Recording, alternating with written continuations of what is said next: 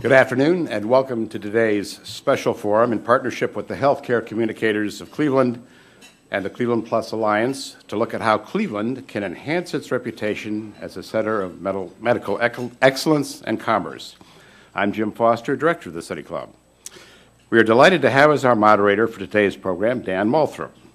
After a distinguished career in journalism, most recently as host of WCPN's Sound of Ideas, Dan has struck out on a new path as the Curator of Conversation for the Civic Commons, a new project funded by the grant from the Knight Foundation through the Fund for Our Economic Future in Cleveland.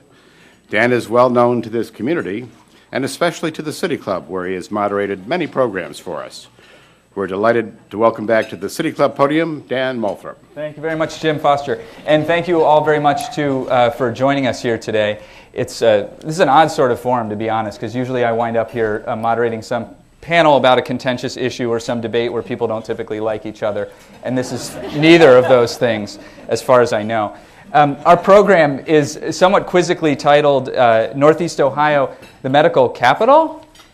And as you can see on your program, little question mark at the end of it, which implies either a lack of certainty about this notion or a sense of yet unfulfilled promise or potential. And it may actually be that both are true, but maybe we'll be able to dispel with the lack of certainty by the end of this hour. A little bit of background, though.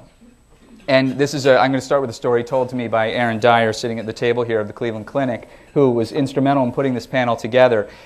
In a news interview a couple of years back, Chris Kennedy of MMPI, which is the group, as you all know, that is responsible for putting together the MedMart project and then running it for the next 20 years, we hope, referred to the region as the nation's medical capital. He said something along these lines: with the world's premier hospitals, leading industry companies, and a growing medical entrepreneurial business base throughout Northeast Ohio, Cleveland already is in many ways the nation's medical capital.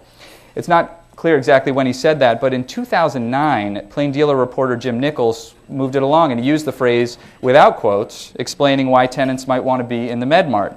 And now, interestingly, I don't know how many people actually know this piece, though. In December 2008, Congressman Ralph Regula spoke to the Akron Press Club on the occasion of his retirement, and he said that he'd like to see Ohio become, quote, the medical capital of the United States. Yeah, so there you go. But this is actually how regions get branded. The phrase Silicon Valley first appeared in a trade newspaper in 1971, and now everyone knows exactly what that refers to and where that refers to. And sometimes it starts with one person coming up with a name and a bunch of people deciding, hey, let's use that name. That seems to make some sense. So today we have a few goals, basically three goals. One, to explain this idea that Northeast Ohio is, in fact, is the medical capital. Many of you are already on board with this idea, but this program is going to be aired tonight on WCPN to thousands of people who may never have heard the phrase medical capital. Two, we're going to take the idea for a test drive and see if it works. And three, because often it's painfully obvious that even people who work in healthcare and in the medical industry don't know what's actually going on in the region in the medical industry, we're going to try and tell stories today that help connect the dots. If there are a lot of stars out there, we're going to try to bring them together so we can all see the constellation. Let me introduce who we have on our panel. Chris Coburn over there is Executive Director at Cleveland Clinic Innovations. A quick word about Chris's participation today. He's going to magically disappear about halfway through the program and be replaced by his colleague Mark Lowe of the Global Cardiovascular Innovation Center. So you'll notice when that happens, though their voices sound remarkably similar. Dr. Jay Gershon is sitting next to Chris. He's president of NEO-UCOM, the Northeast Ohio Universities and Colleges of Medicine. I think I said that correctly. And pharmacy, NEO-UCOMP. Next to him is Ken Walker, Program Manager for Market Diversification at the Manufacturing and Advocacy Growth Network, also known as Magnet. And sitting right next to me, India Pierce-Lee, Program Director for Neighborhoods, Housing, and Community Development at the Cleveland Foundation. And of course, you've noticed already that not all of these people work directly in the medical industry, but they all have a stake in the medical industry. So I want to ask you, and starting with Chris Coburn, tell us a story that illustrates this idea, preferably a story that we don't already know. Well, thanks, Dan. You and I have talked a lot, and I'm sure you would suspect I talk about one of the 33 spin-off companies we have at Cleveland Clinic, or the two that we're in the process of creating. But I think to touch on what the group, the communicators group, and I think Congressman Regula or Chris Kennedy might have been thinking about. Let me go in an entirely different direction. Some folks here are probably familiar with a company called HumanArc. Mike Baird is the owner and CEO and a longtime friend of mine. In 1984, Mike was in banking and was looking around at healthcare, particularly healthcare in this community, and thinking that this was this was a growth industry. He recognized that there was a need for both patients, indigent patients, and also for providers to find a way to tap into mostly federal sources of money to pay for those patients to be served. So he left, I think he was at Society, he left his job and became an entrepreneur, had a partner, and started this company. It had a different name back then. It's now known as HumanArc. And they went for this niche. They worked with one of the big hospitals, Metro, and got the service initially with them. Today, HumanArc has 375 employees. They've hired, I think, 40 or 50 employees just this year. I think they have their headquarters are on Superior, right across from the Plain Dealer. I think they've got 275 local employees. So while a lot of technology organizations, including my own, are represented here, I think this other piece of healthcare, this other piece of the provider